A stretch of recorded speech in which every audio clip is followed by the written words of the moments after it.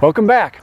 I'm Mark. And I'm Jamie. Welcome to another episode of Hanging Out with Mark and Jamie. Today we're doing something different. We're preparing the hive. I'm going to get bees in about a week, and I need to have it ready for the bees. So we're out here preparing for that, and we're going to show you the equipment. Well, Jamie, tell me what we have here. Well, this is the final result.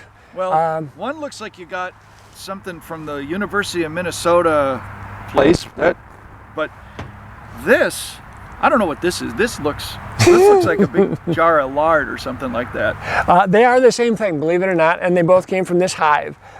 This little jar I have here, bottle, did come from the bee lab at the University of Minnesota, but I emptied it and I washed it out and now I refill it. This is honey that came out of the hive.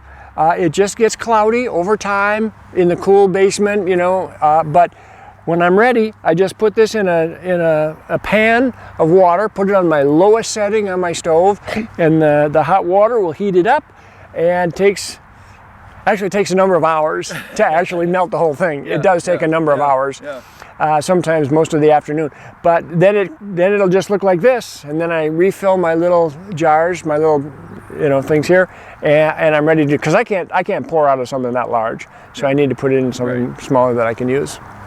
But that's the end result of keeping bees. That and the benefit of having pollinators and, playing with them and stuff. All right. Yeah. Well, Jamie, you referenced the beehive here. Yeah. And could you tell me a little bit about, how are we going to get honey out of this thing? Okay. Well, first of all, this is a Langstroth hive, and this is I brought this book. This is from Reverend L.L. Langstroth.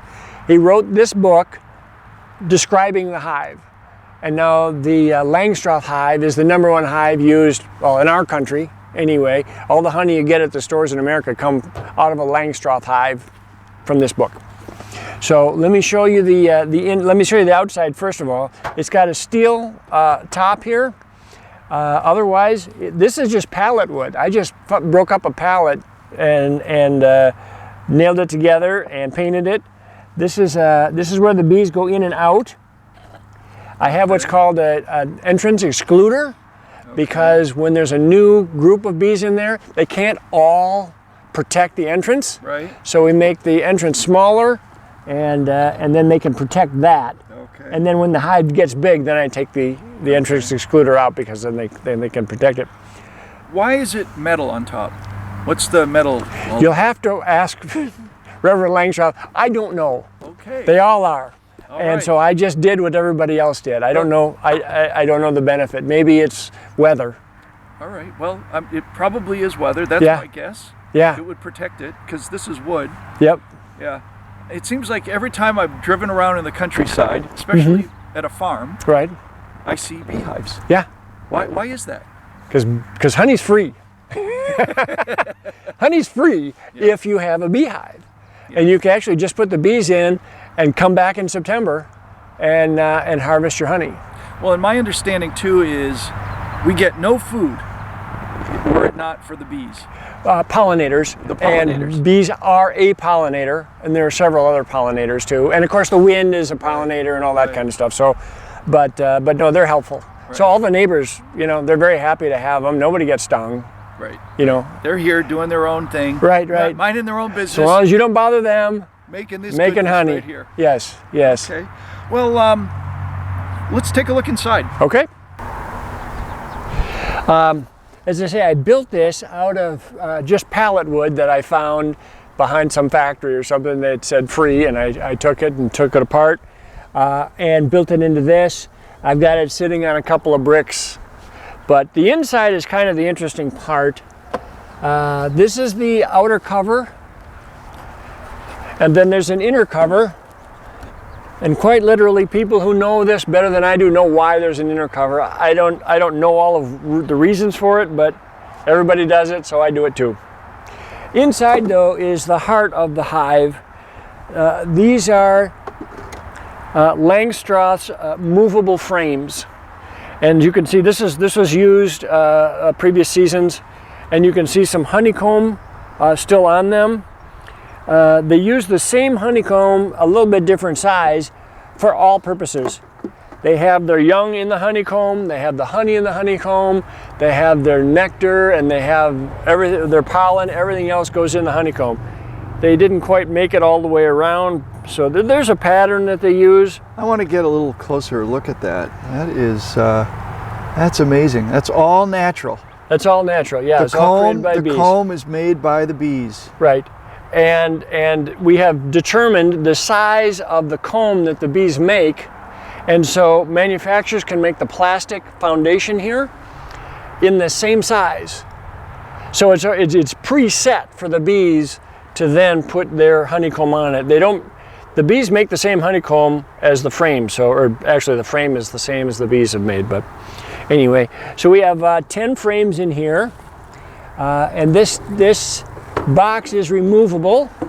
If you've ever seen a box, a beehive, you've noticed that it can be 6, 8 feet tall. I've seen that. This one 4, 5, 6 feet tall. Yeah, this one looks a little short. I'm going to get a box of bees and I'm going to put them in. There's only going to be a small number of bees. This is all they can keep at the right temperature. This is all they can protect. When they have more bees, we'll put more boxes on. And as they fill each box, we put another box on top. And I'll show you those. Those are in the shed here. Just a second. Okay, we got better light here. It's looking better here. Okay, that's a good thing. This is removable. This is just a box of frames. Underneath, we've got a little bit of a screen that the bad stuff falls through. You know, pieces of frame and that type, pieces of honeycomb fall through, and maybe some of the mites will go through and not come back up. That looks like a bunch of wings in there. Yeah, it does. And then there's a little bit of a tray here that will allow me to take out some of the garbage. But actually, the bees really do their best job of keeping it clean. They're really a very clean animal. And that's the whole thing. When I get the bees, I actually remove a couple of the frames and I just dump them in, put the frames back on, put the top on, and walk away. And it's good for the summer. All right, now tell me, it sounds like we got a lot of girls in the beehive. Yes. And only a few boys. Yes. So my guess is we wind up with a lot of bees throughout the summer. The hope is that, yes, the colony expands to tens of thousands, maybe 60,000. 60,000. 60,000. From 3,000 to 60,000. To 60,000. That's a lot of bees. That's a lot of bees. Now we have a queen. The queen that we're getting is probably already mated. So I'm going to ask you a question here. Queen lasts about 5 years, lives about 5 years. The other bees live about 8 weeks, okay? For a queen that lives 5 years, how many times does she mate? What would be your guess? This is probably a trick question, so I'm going to go with once. Once is correct. Okay. When she becomes mature, which is about 3 weeks since she was born, she goes out, and believe it or not, she finds as many boys as she can find, mates with as many boys as she can find until she's filled up her little sack, and then she goes back to the hive, and that's all she gets for life. And then that's it. And that's it. And she lays approximately 1,500 eggs a day. Okay. That's a lot. That's a lot. And for how many days? For her life. Okay. It declines in the winter, is higher in the summer, but she's always laying. All right. And they're always maturing. When she gets to the point where she no longer has any fertilizer for the eggs, she starts just laying eggs, and those are drones. And when there get to be too many drones, the rest of the hive realizes that the queen's no longer fertile, and they kind of sequester her, and they create a new queen. From one of the females that's in the hive? From one of the eggs that's in there, they use that, they create a new queen. Okay. A queen has a stinger, a queen only stings another queen. So the new young queen goes, finds the other, stings her, kills her. She's the new queen of the hive. Those little witches. Those little witches, yes. But they create 1,500 eggs a day, and they keep circulating them, and that's how it increases, and that's why we need more boxes. Okay. Well, Jamie, what are all of these pieces, and what part of the house do they make up? All right, the only ones that are going to go on this hive over here, this Langstroth hive, is this one. This is called a deep or a brood box. And there'll be a couple of these will go on as the bees fill in the frames that they've got over in that one. As they fill that up, there's a nearly full one, but it's empty, of course.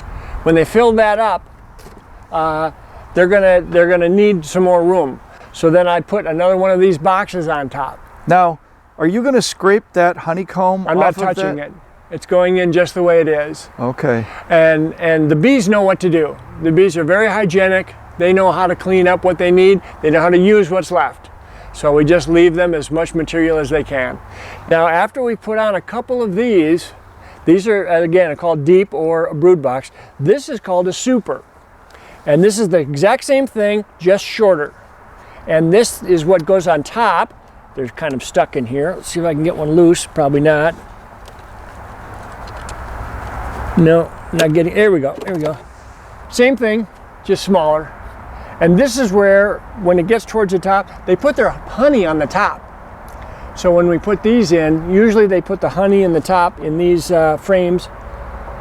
So once we know we've got enough bees in there, we put on the honey supers, and this is where we get the honey. Now we've got the bees and we're ready to put them in the hive. Now this is the hive and the bees are already inside in a box.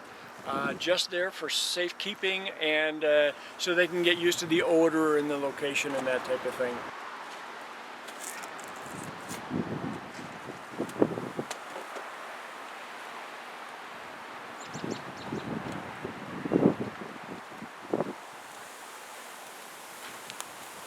I'll come up to you for a second. They're still caged. This is the box of bees. That's called a package of bees. You can see the round can in the middle. That's sugar water turned upside down.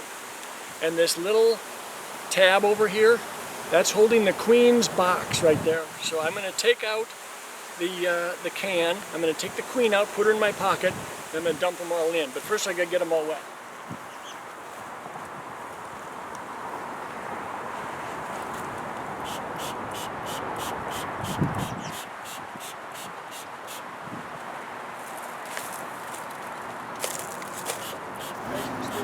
Just another second. I'm going to take the queen. I'm going to drop your queen. Now I got issues. You dropped the queen in? I did. All right.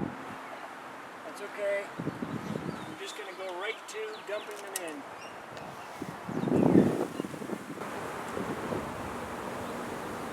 in. You get her? Yep.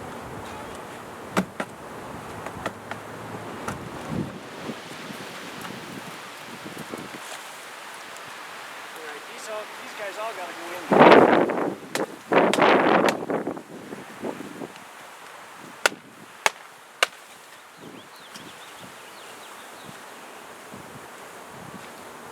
There we go. Now we got the majority of them in there. We'll put that in the front for them to find their way. Keep that for them. The frames back in. Here's the queen in her little cage, and there's a screen on there so that the other bees can feed her. And she's got a hole at this end with a little cork, but the cork is turned sideways. She almost got out. That would have been bad. That would have been bad. So I am going to actually push the cork through with a marshmallow. And she is quite stressed in there.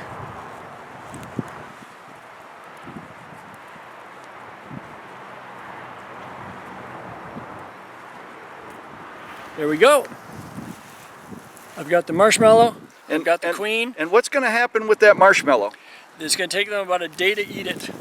Okay, so the other bees are going to eat the marshmallow. Yep. And then the queen comes out. Yep. And she's happy, they're happy, and we were all acclimated in our brand new home. Life is good for everyone. All right. Yep. All right, now I got to... Would you hold this for a second? I will. I have to We've got the queen, and the queen is going to go into the hive so that they are ready to go, right? And the little marshmallow's right there. And the marshmallow's in there.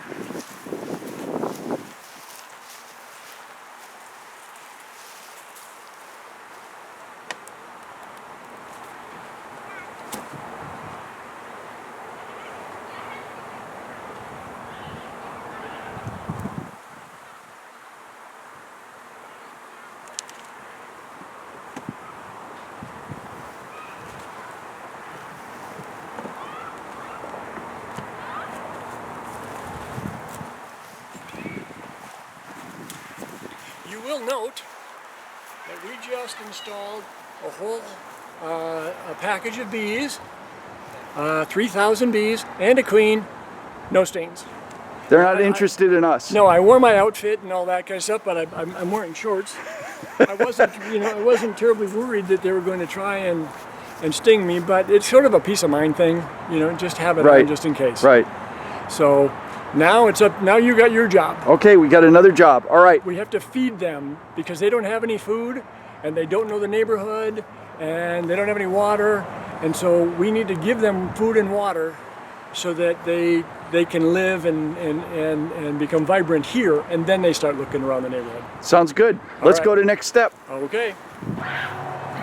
I'm in charge of feeding, and we have to feed the bees. Now they've come out and they need a little bit of food. What we're going to do, we've got some sugar water, half sugar, half water.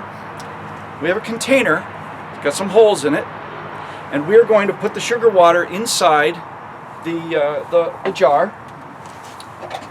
You don't want the bees to drown, so we're going to place a towel with a couple of boards so that the liquid doesn't pool up. We don't want any pooling of the sugar water so that the bees don't drown. But that will get nice and moist. We'll turn over our jar. The sugar water will leak out gradually. Bees will find this, and that'll be some food. And then we're going to check back in a few days to make sure that they haven't drank all the water. They might drink it fast, so we got to pay attention to it. You'll notice that we've left the food that came with the bees there so that the stragglers have a little bit of food to start with. But we're ready to put our sugar water on the top. We're all set up. We're going to put our sugar water down, and away they go.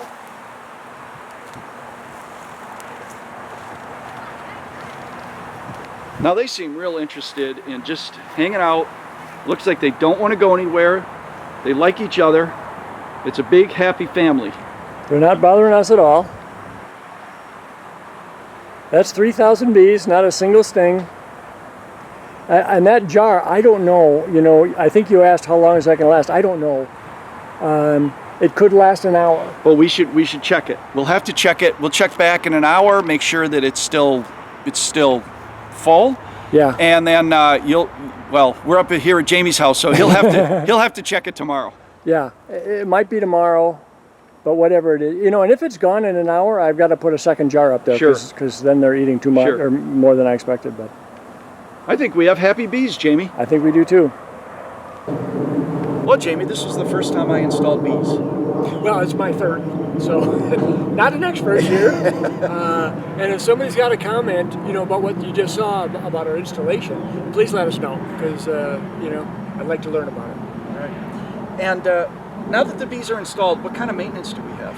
Over the summer, I'll check it about once a week. Put on my suit and take the cover off and pull the frames out one at a time. Make sure everything's good. Make sure there's no mouse in there or something else.